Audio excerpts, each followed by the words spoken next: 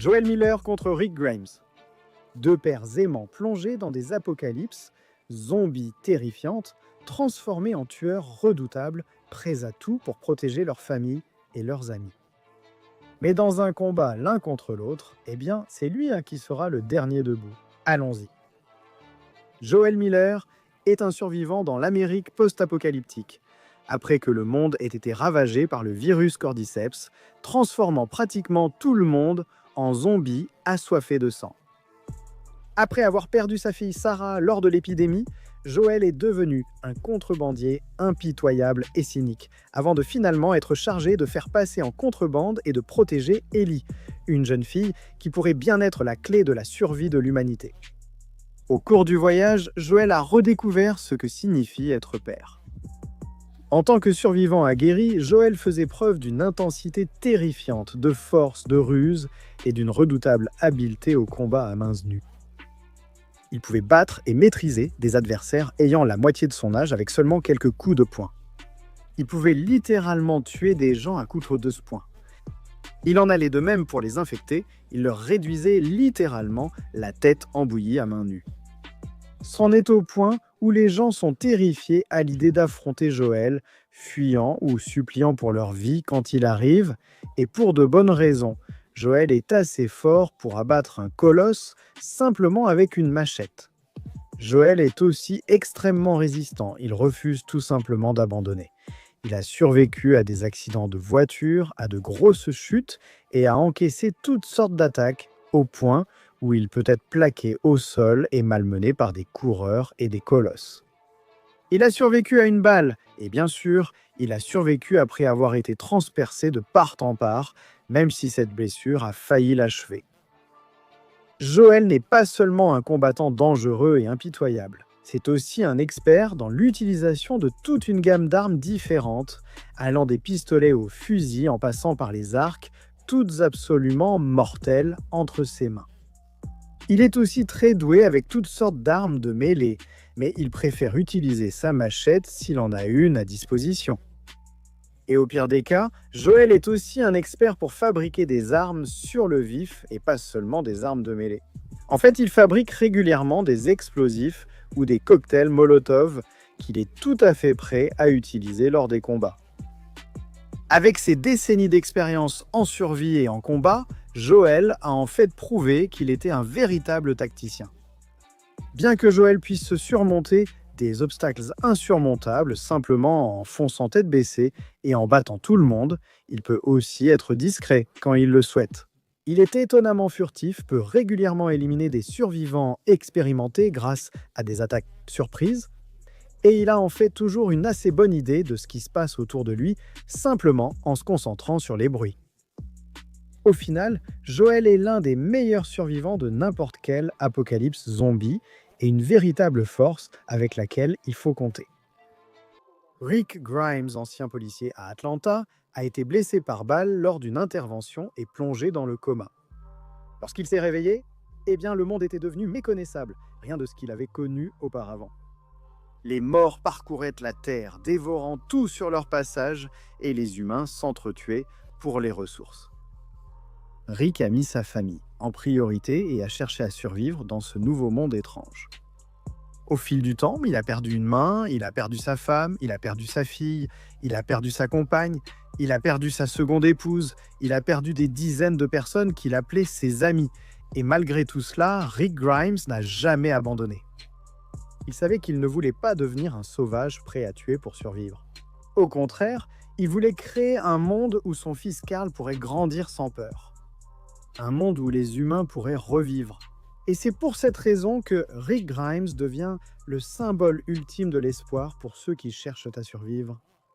Même 20 ans après l'apparition de ce nouveau monde effroyable. Rick est un survivant jusqu'au bout et il est sans aucun doute une force physique avec laquelle il faut compter.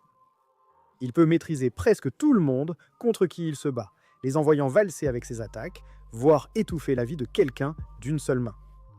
Crois-moi, tu ne veux vraiment pas énerver Rick. Il devient un tout autre homme quand il commence à s'énerver, attaquant sans relâche et maîtrisant quiconque se trouve sur son chemin, sans même y réfléchir à deux fois. il passe directement en mode berserker. C'est aussi clairement un homme difficile à mettre à terre, en partie parce qu'il finit toujours par se mettre tellement en colère qu'il continue quoi qu'il arrive. Mais sérieusement, Rick a survécu à toutes sortes d'attaques, y compris se faire tirer dessus, se faire couper la main, et il a continué à avancer malgré tout. La principale qualité de Rick, c'est qu'il est absolument inflexible. Il est presque trop courageux et têtu pour son propre bien. Il continuera à se battre et à survivre quoi qu'il arrive. Rick est aussi un homme très dangereux, un combattant et un tueur. Il devient de plus en plus compétent au fil de la série, acquérant même un véritable entraînement militaire et des compétences de combat. Il peut affronter plusieurs hommes à la fois et Rick n'a absolument aucun problème à se battre de manière déloyale. Cet homme est tout simplement implacable, il devient presque une force de la nature lors d'un combat. Il est tout aussi implacable lorsqu'il affronte des rôdeurs. Il a passé plusieurs jours seul dans un bloc de prison infesté de rôdeurs et il a réussi à tous les tuer. Et ce n'est pas la seule horde que Rick a réussi à affronter tout seul. Il a littéralement éliminé des dizaines de rôdeurs à lui seul et s'est battu contre des nuées entières en étant le dernier debout. Rick est un tireur très précis, avec pratiquement n'importe quelle arme à feu, même avec une seule main.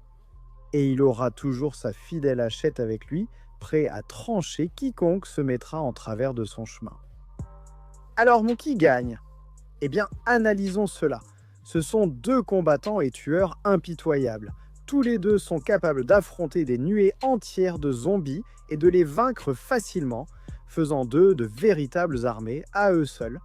Mais à la fin de la journée, eh bien Joel l'emporte vraiment, il n'y a pas de doute là-dessus. Pour commencer, il est tout simplement indéniablement plus fort, il n'y a pas de question là-dessus.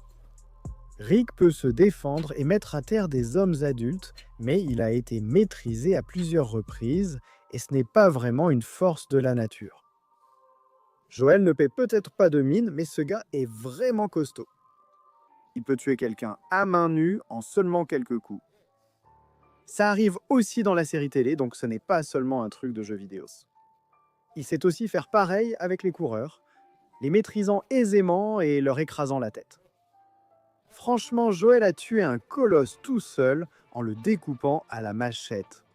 Donc il écrase des crânes de gens normaux qu'il maîtrise, et il bat des zombies à main nue qui littéralement ne ressentent aucune douleur.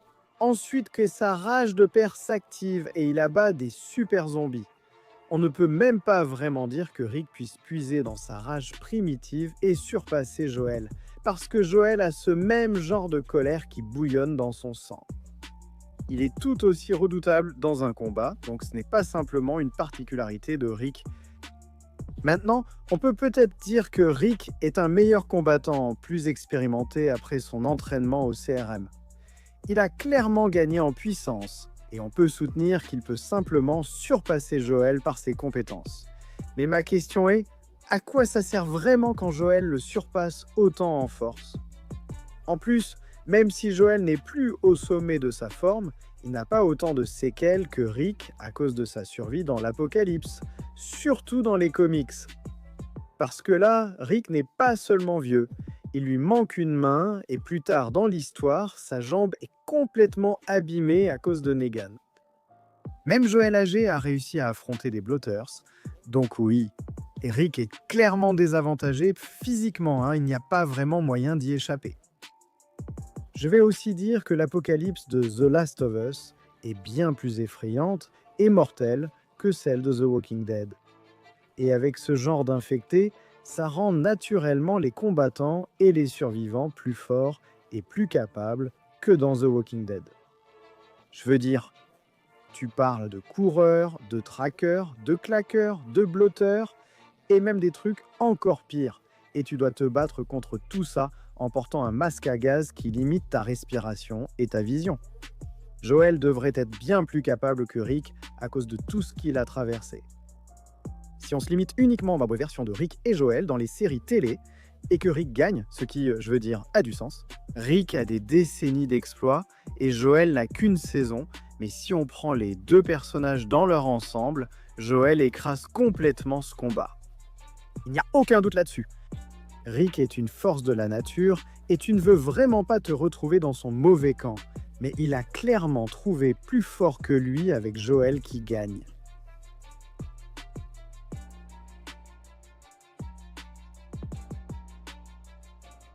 Merci, Da.